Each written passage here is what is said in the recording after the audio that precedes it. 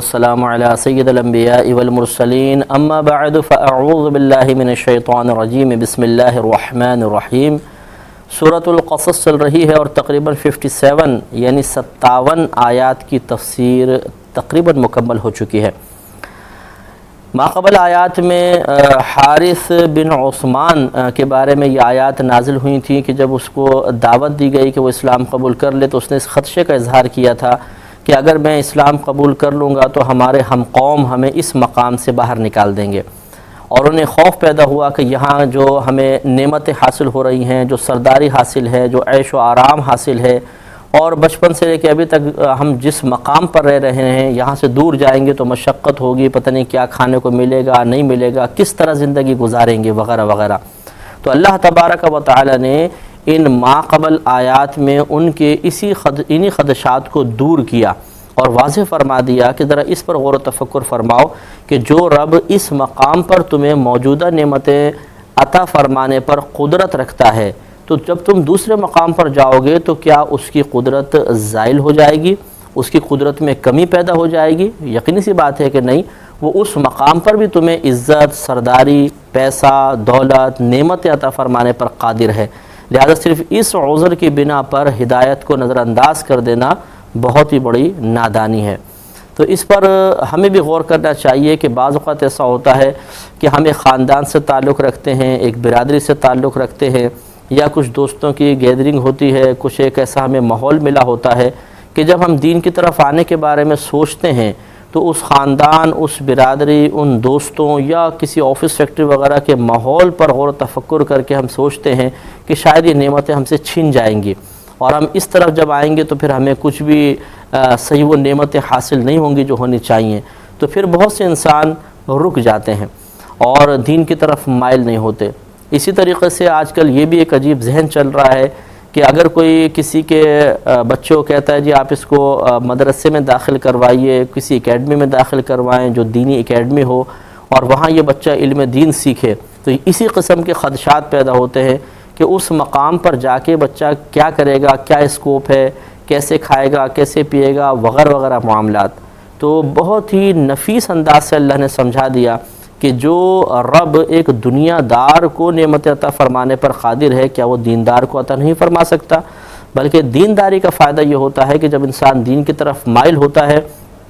تو اس کے دل میں خوف خدا پیدا ہوتا ہے، ایک احساس، ایک شعور بیدار ہو جاتا ہے، اور اس کو یقین تو پہلے ہی تھا کہ مجھے آخرت میں اللہ تعالیٰ کی بارگاہ میں جواب دہ ہونا ہے، لیکن اس یقین میں پختگی آتی جاتی ہے، کاملیت آتی جاتی ہے، اور جس کی وجہ سے وہ حرام سے بچتا ہے، حلال کی جستجو کرتا ہے، اور پھر یہ اللہ تعالیٰ کا قانون ہے کہ جو نافرمان اور کافر کو عطا فرما رہا ہو وہ اپنے فرما بردار اور نیک بندے کو کیوں نہیں عطا فرمائے گا؟ تو اللہ تعالیٰ اسے بہت زیادہ نوازتا ہے۔ اس لیے کوشش حتی الامکان یہی کرنی چاہیے کہ دین کی طرف میلان کے وساوس کو دور کر کے اور انسان ہمت کر کے اللہ پہ بھروسہ کر کے دین کی طرف مائل ہو۔ اللہ تعالیٰ نے خود قرآن عظیم میں واضح طور پہ ارشاد فرمایا کہ یا ایھا الذین آمنوا ادخلوا فی السلم کافہ، کہ اے ایمان والو اسلام میں پورے داخل ہو جاؤ۔ ایسا نہیں کہ اسلام کو اپنی مرضی کے موافق ڈھال کر اور اپنی مرضی کے مطابق تھوڑا بہت اپنا کے ہم سمجھیں بس ٹھیک ہے اتنا اسلام کافی ہے، اس سے زیادہ ہم اختیار نہیں کر سکتے، ایسا نہیں، بلکہ اللہ نے رد فرماتے ہوئے ارشاد فرمایا کہ پورے اسلام میں داخل ہو جاؤ۔ اللہ تبارک و تعالیٰ کی مرضی یہی ہے، اس کی مشیت یہی ہے کہ انسان اسلام کی طرف مائل ہو، اس کی تعلیمات کو سمجھے، اللہ پہ کامل بھروسہ رکھے۔ تو اللہ تبارک و تعالیٰ جب کافر تک کو عطا فرما رہا ہے جو اللہ کا دشمن ہے، دین کا دشمن ہے، اس کے رسول کا دشمن ہے، تو پھر ایک مومن کو کیوں نہیں عطا فرمائے گا؟ ذرا سمجھنے والی بات ہے، تھوڑا سا غور و تفکر کر لیں تو واضح طور پہ ہو سکتی ہے۔ اور ضروری نہیں ہے کہ دینداری کا وہ ایک تصور ہمارے ذہن میں پیدا ہو گیا کہ جی مسجد میں امام لگ جائیں اور پھر جو کہتے ہیں لوگ کہ جی وہ مسجد کی روٹیاں کھانی پڑیں گی، تو ضروری کوئی ہے کہ جو دین کی طرف مائل ہو وہ مسجد ہی جوائن کرے اور وہاں کے لوگوں کے آنے والے کھانے کو ہی کھائے؟ حالانکہ ناجائز تو وہ بھی نہیں ہے۔ نبی کریم صلی اللہ علیہ وسلم نے امامت فرمائی، ابوبکر صدیق، عمر فاروق، عثمان غنی، حضرت علی۔ پہلے دور میں قانونی یہ تھا کہ جو خلیفہ ہوا کرتا تھا وہ اپنے دارالحکومت میں جہاں پر بھی ہوتا تھا امامت کا حق اسی کو حاصل ہوتا تھا، جمعہ وہ پڑھاتے تھے، عیدین وہ پڑھاتے تھے، اگرچہ یہ الگ بات ہے کہ وہ باقاعدہ امامت کے پیسے نہیں لیا کرتے تھے، اجرت نہیں لیتے تھے، اور پھر لوگ ان کو تحائف بھی لا کر دیتے تھے۔ خود نبی کریم سے ثابت ہے کہ آپ نے نذرانے قبول فرمائے جو ہر قسم کے تھے، لباس کی شکل میں، پیسے کی شکل میں، پھلوں کی شکل میں، کھانے کی شکل میں۔ تو یہ کوئی ایسی معیوب چیز نہیں ہے، بری چیز نہیں ہے، لیکن ہم نے آج کل اپنی نظر میں اس کو ایک معیوب بنا لیا ہے یا برا سمجھتے ہیں۔ لیکن اس کے باوجود اگر بہرحال کوئی یہ سمجھتا ہے کہ اس کو یہ بات مناسب محسوس نہیں ہوتی ہے کہ امامت کے پیسے لیے جائیں یا امامت ہی کی جائے، بالفرض کسی کی نظر میں محبوب نہیں، تو کس نے یہ کہا ہے کہ دین کی طرف مائل ہونے والے کی آخری منزل مسجد کی امامت ہے یا ممبر ہے؟ وہ بہت آگے بڑھ سکتے ہیں۔ دین کا کام بہت وسیع ہے۔ اگر انسان علم دین سیکھنے کے بعد حقیقت ہے کہ نیٹ پر ہی بیٹھ جائے تو ورلڈ لیول پر وہ آرام سے ایک کمرے میں بیٹھ کے کام کر سکتا ہے، ایک ویب سائٹ بنائے، اس میں آسک امام کا آپشن رکھے، دنیا بھر کے لوگ اس سے سوالات کریں گے، وہ جوابات دے، تو یہ بھی بہت بڑا کام ہے۔ غرض ہے کہ دین کی طرف میلان کا جو ایک بھیانک تصور پیش کیا گیا ہے یا دیندار لوگوں کے مستقبل کے بارے میں جو خدشات پیش کیے گئے ہیں وہ حقیقت تک نہیں پہنچ پاتے، اور حقیقتاً اس میں اتنی حقیقت ہے بھی نہیں، خوف زیادہ ہے، خدشے زیادہ ہیں، حقیقت اتنی نہیں ہوتی۔ بہرحال تو اگر بالفرض یہ خدشات ہوں بھی کہ بچہ کیا کرے گا، آگے مستقبل کیا ہوگا، تو اللہ تبارک و تعالیٰ نے ان آیات میں اسی قسم کے لوگوں کو تسلی عنایت فرمائی کہ جو رب ایک نافرمان، ایک دنیا کی طرف میلان شخص، مائل شخص، اور اسی طرح بعض اوقات معاذ اللہ کفر اختیار کرنے والے کو بھی عطا فرما رہا ہے، تو وہ دین کی طرف مائل ہونے والے کو کیوں نہیں عطا فرمائے گا؟ اور جو رب ان کو عطا فرمانے پر قادر ہے، یقینی سی بات ہے کہ اس کو عطا فرمانے پر بھی قادر ہے، تو ہر لحاظ سے ہمت کرنی چاہیے۔ آگے ارشاد فرمایا کہ وَكَمْ أَهْلَكْنَا مِنْ قَرْيَةٍ بَطِرَتْ مَعِيشَتَهَا، ابھی بھی وہی بات چل رہی ہے، وہی سمجھانے کا انداز ہے۔ فرمایا کہ اور کتنے شہر ہم نے ہلاک کر دیے جو اپنے عیش پر اترا گئے تھے، اکڑ گئے تھے، فخر کرتے تھے۔ یعنی بڑے نفیس انداز میں دیکھیں، دو باتیں سمجھائیں۔ پہلی جو ماقبل آیات تھے اس میں یہ کہ موجودہ نعمتوں کو دیکھو کس نے دی ہیں، اللہ نے، تو جس مقام پہ جاؤ گے وہاں پر بھی اللہ تعالیٰ پھر عطا فرمانے پر قادر ہے۔ دوسری مثال دی ہے، دوسرے ایک اور انداز سے سمجھایا کہ پچھلی بستیوں کو دیکھو، غور کرو جن پہ اللہ کا عذاب نازل ہوا، کہ کیا ان کے پاس نعمتیں موجود تھیں یا نہیں تھیں؟ یقینی سی بات ہے کہ تھیں، تو ان کو اللہ نے ہلاک کر دیا۔ اس کا مطلب یہ ہوا کہ تم یہ خوف کر رہے ہو کہ ہم اسلام لائیں گے تو یہ نعمتیں چھن جائیں گی، تو غور کرو کہ جن کے پاس نعمتیں تھیں اور وہ ایمان لے کر نہیں آئے، ان کا انجام کیا ہوا؟ ان سے اللہ نے نعمتیں چھین لیں۔ تو اصل تو اللہ تبارک و تعالیٰ پر توکل و بھروسہ ہے، لہٰذا کسی قوم کے پاس کوئی نعمت دیکھ کر یہ سمجھنا کہ ہمیشہ اس کے پاس رہے گی یا اس کے ساتھ رہیں گے تو ہم بھی فائدے میں رہیں گے، دور ہو جائیں گے تو نقصان ہوگا، ایسا نہیں ہے۔ بعض اوقات اللہ تبارک و تعالیٰ ایک تنگدست قوم کو بہت کچھ عطا فرما دیتا ہے اور بعض اوقات نافرمان قوم سے چھین لیا کرتا ہے۔ تو اصل تو اللہ تعالیٰ کی طاقت و قدرت ہے، اس ذات پر ایمان لے کر آئیں، اس پر توکل و بھروسہ کریں تو دنیا بھر کی نعمتیں قدموں میں آ سکتی ہیں۔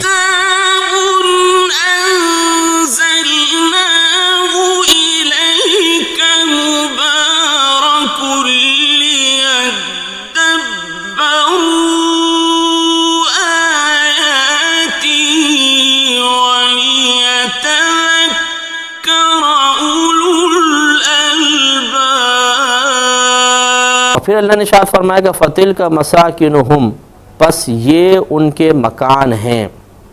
کیونکہ یہ عرب لوگ جو تھے تجارت کے سلسلے میں مختلف مقامات سے گزرتے تھے، تو وہاں کفار جن پر عذاب نازل ہوا تھا، پچھلی قومیں، ان کے مکانات کے آثار ہوتے تھے۔ وہ لوگ تو ہلاک ہو گئے تھے، مکانوں کے ابھی بھی ڈھانچے موجود تھے، بعض جگہ سالم مکان بھی موجود تھے، جیسے پہاڑوں کے اندر جو غار بنا کے رہا کرتے تھے وہ غار موجود تھے، اور یہ دیکھا کرتے تھے، بڑے حیرت زدہ ہوا کرتے تھے۔ تو اللہ نے ارشاد فرمایا فَتِلْكَ مَسَاكِنُهُمْ، تو یہ ان کے مکان ہیں، لَمْ تُسْكَنْ مِنْ بَعْدِهِمْ إِلَّا قَلِيلًا، اس کے بعد اس میں کسی نے سکونت اختیار نہیں کی، یہ مکان سکونت پذیر نہیں ہوئے مگر بہت ہی تھوڑے۔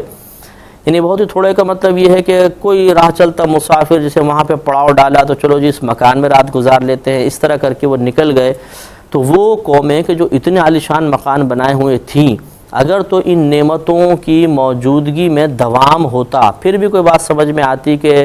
یعنی عقلاً کو یہ کہہ سکتا تھا کہ جی اسلام قبول کریں گے، یہاں سے باہر جائیں گے تو وہ نعمتیں چھن جائیں گی اور یہ نعمتیں ہمیشہ قائم رہیں گی، تو اس لیے ہم یہیں پر رہیں گے۔ تو اللہ نے سمجھا دیا کہ پچھلی قوموں کو دیکھو کہ ان کے پاس نعمتیں تھیں، لیکن کسی نعمت کو دوام نہیں ہوتا، استمرار نہیں ہے، اس میں ہمیشگی نہیں ہے، وہ چھن گئیں۔ اور وہ مکان جو انہوں نے بڑی محنت سے بنائے تھے، اس میں کبھی کبھار کوئی مسافر ٹھہرتا ہے تو ٹھہرتا ہے، ورنہ سنسان اور ویران پڑے ہوئے ہیں۔ تو اس طرح ان موجودہ نعمتوں کو دیکھ کر اسلام کو فراموش کرنا، اسلام کی تعلیمات کو قبول کرنے سے انکار کرنا، یہ نادانی ہے کہ یہ نعمتیں بھی کسی دن ختم ہو جائیں گی۔ اصل اللہ تعالیٰ کی حکومت ہے اور اس کی رضا ہے۔ وَكُنَّا نَحْنُ الْوَارِثِينَ، اور ہم ہی وارث ہیں، اور ہم ہی وارث ہیں یعنی ان کے مالک اب ہم ہی ہیں۔ کوئی ایسا نہیں ہے کہ جو ان کا مالک ہو وہ قومیں ہلاک کر دی گئیں اور کوئی خوف کی وجہ سے وہاں ٹھہرتا نہیں ہے۔ اور نبی کریم صلی اللہ علیہ وسلم نے صحابہ کرام کو بھی منع فرمایا کہ جب آپ کوئی سفر فرماتے اور کسی ایسے مقام پر پہنچتے جہاں اللہ کا عذاب نازل ہوا تو آپ فرماتے ہیں ٹھہرو نہیں، بلکہ تیزی کے ساتھ اس مقام سے نکل جاؤ، اور آپ ناپسند فرماتے تھے کہ اس مقام پہ ٹھہرے کہ جہاں اللہ تعالیٰ کا غضب نازل ہوا، کیونکہ وہ مقام لعنت بن جاتا تھا، یعنی اللہ تعالیٰ کی رحمت سے ان لوگوں کو دور کیا گیا۔ تو نبی کریم اس بات کو محبوب نہیں رکھتے تھے کہ اللہ کے نزول غضب کے مقام پر اسٹے کیا جائے، ٹھہرا جائے۔ وَمَا كَانَ رَبُّكَ مُهْلِكَ الْقُرَىٰ حَتَّى يَبْعَثَ فِي أُمِّهَا رَسُولًا،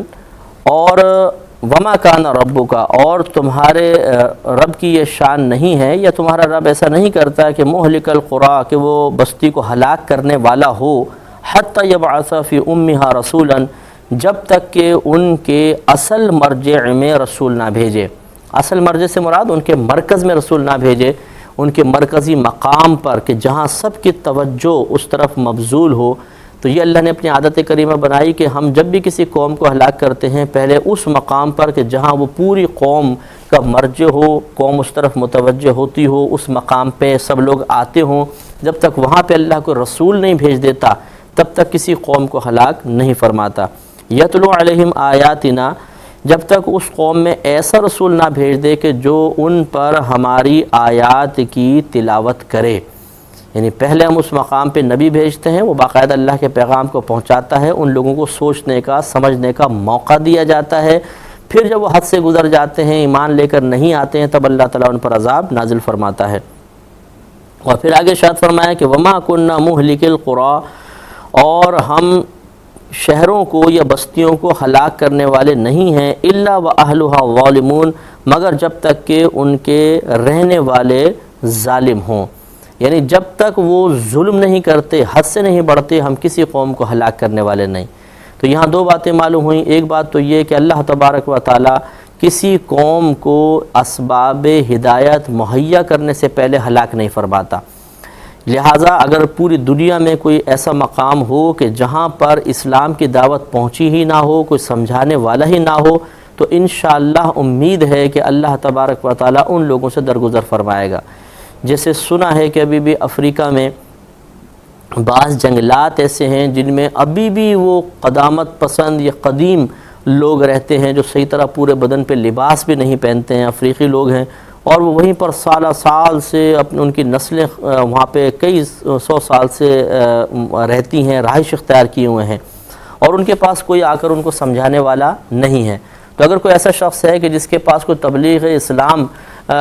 کرنے والا نہ پہنچ سکا اور اس کا اسی طرح انتقال ہو گیا، تو اللہ کی رحمت سے امید ہے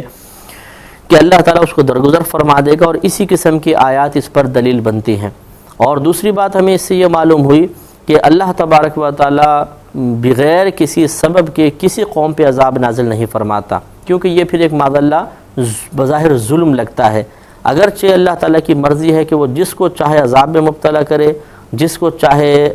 نعمتیں عطا فرمائے، کون اس کو روکنے والا ہے، لیکن اس کی عادت کریمہ ہے کہ وہ بغیر کسی سبب کے کسی کو ہلاک نہیں کرتا، بغیر کسی سبب کے کسی پر عذاب نازل نہیں فرماتا۔ لہٰذا جب کوئی قوم حد سے بڑھتی ہے، نبی کے خلاف عمل کرتی ہے، جن چیزوں سے نبی نے سختی کے ساتھ روکا ہو اور یہ کہہ دیا ہو کہ اگر تم اس بات کو نہیں مانو گے یا یہ عمل کر لو گے تو اللہ کا غضب نازل ہو جائے گا، اور پھر وہ نہیں مانتے ہیں اور وہی کام کر بیٹھتے ہیں جو اللہ کے غضب کو دعوت دینے والا ہو، تب اللہ تبارک و تعالیٰ کا عذاب ان پر نازل ہوتا ہے۔ تو اس میں پھر اللہ کی طرف کوئی معاذ اللہ ظلم یا قصور کی نسبت نہیں ہوگی، بلکہ ان لوگوں کی طرف ہوگی کہ جو اس قسم کی شرارتوں سے باز نہ آ کر اللہ تعالیٰ کے اللہ تعالیٰ کے غضب کو دعوت دیتے ہیں اور اللہ تعالیٰ کے عذاب کو اپنے لیے حلال کر لیتے ہیں۔ وَمَا أُوتِيتُم مِّن شَيْءٍ فَمَتَاعُ الْحَيَاةِ الدُّنْيَا وَزِینَتُهَا، اور جو کچھ چیز تمہیں دی گئی ہے وہ دنیاوی زندگی کا کچھ نفع ہے اور اس کا بناؤ سنگھار ہے۔ وَمَا عِندَ اللَّهِ خَيْرٌ وَأَبْقَىٰ، اور جو کچھ اللہ تعالیٰ کے پاس ہے وہ بہتر بھی ہے، زیادہ بہتر ہے، وَأَبْقَىٰ اور زیادہ باقی رہنے والا ہے۔ أَفَلَا تَعْقِلُونَ، تو کیا تمہیں عقل نہیں ہے؟ کیا نفیس انداز سے اللہ نے سمجھا دیا کہ دنیا کی کتنی بھی نعمتیں ہیں، تم جتنی بھی نعمتیں جمع کر لو یہ عارضی ہیں، یہ صرف دنیا کے ساتھ رہیں گی، ان میں حسن ہے، جمال ہے، فوائد ہیں، یقیناً ہیں، لیکن دنیا تک محدود ہیں، جبکہ اللہ تبارک و تعالیٰ کے پاس جو کچھ ہے وہ دنیا کے ہلاک ہو جانے کے بعد بھی باقی رہنے والا ہے اور یہاں کے معاملے میں بہت بہتر ہے۔ تو کیا تمہیں عقل نہیں ہے؟ تو صحیح بات یہی ہے، حضرت مالک بن دینار رحمۃ اللہ علیہ ارشاد فرمایا کرتے تھے کہ اگر دنیا سونے کی ہوتی لیکن ختم ہو جانے والی اور آخرت مٹی کی ہوتی لیکن باقی رہنے والی، تو عقل کا تقاضا یہ تھا کہ انسان فنا ہو جانے والی چیز پر باقی رہنے والی چیز کو فوقیت دے۔ تو فرماتے ہیں جبکہ معاملہ برعکس ہے کہ دنیا مٹی کی ہے اور آخرت سونے کی ہے، دنیا فنا ہونے والی ہے، آخرت باقی رہنے والی ہے، تو انسان کی عقل پر افسوس ہے کہ اس باقی رہنے والی ختم ہو جانے والی مٹی کو چاہتا ہے اور باقی رہنے والے سونے اور آخرت کو فراموش کر دیتا ہے۔ لہٰذا اللہ تبارک و تعالیٰ نے افلا تعقلون کہہ کے اشارہ فرما دیا کہ یہ عقل مندی نہیں ہوگی کہ انسان آخرت پر دنیا کو فوقیت دے اور یہیں کے مال و متاع میں مشغول ہو کر اپنے آخرت کو فراموش کر دے، تو یہ اس کے لیے باعث ہلاکت ہے اور بے وقوفی کی علامت ہے۔ لہٰذا وہ ہمارے مسلمان بھائی اور بہنیں غور کریں کہ جو دنیا کے لیے دوسرے مسلمانوں کو جان سے مار رہے ہیں، نقصان پہنچا رہے ہیں، ان کی دل آزاریاں کر رہے ہیں، منصوبہ بندیاں کر رہے ہیں، یا دنیا کو حاصل کرنے کے لیے دین کے خلاف کام کر رہے ہیں، یا اللہ تعالیٰ کی عبادات کو ترک کر رہے ہیں، لوگوں کے حقوق سلب کر رہے ہیں، تلف کر رہے ہیں، تو انہیں غور و تفکر کرنا چاہیے کہ آخرت کو فراموش کر کے دنیا میں مشغول ہو جانا یہ نادانی کی بات ہے۔ دنیا کسی کے ساتھ نہیں رہی ہے، دنیا کسی کے پاس رہی نہیں ہے، کوئی دنیا کے ساتھ کبھی نہیں رہا، ایک نہ ایک دن سب کو مرنا ہے۔ آپ کتنا بھی جمع کر لیجئے، قارون سے زیادہ خزانہ آپ کے پاس نہیں ہوگا۔ اس کے 40 اونٹ تھے جن پر خزانوں کی چابیاں لدی ہوئی تھیں، تو خزانے کتنے بڑے ہوں گے، لیکن آخر وہ بھی مر گیا۔ تو اس پر ہمیں غور و تفکر کرنا ہے۔ انشاءاللہ اس سلسلے میں ہمارا سلسلہ کلام جاری رہے گا، لیکن اگلے پروگرام میں وآخر دعوانا ان الحمد للہ رب العالمین۔